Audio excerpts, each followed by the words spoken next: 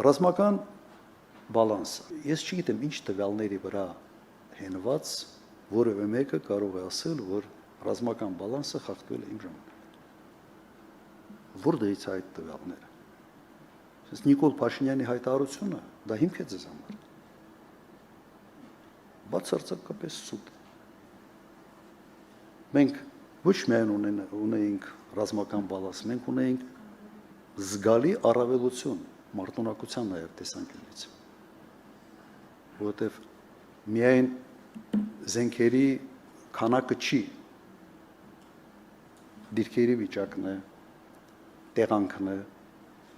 ով է հարթավայրում, ով է ավելի բարձրությունների վրա, այդ ամբողջը նաև զենքերով, զինամ ամեն ինչով մենք ունեինք էական առավելություն Ադրբեջանի զինված ուժերի հանդեպ։ Եվ դրա համար այն ժամանակ այդ ոտնձգությունը չկար։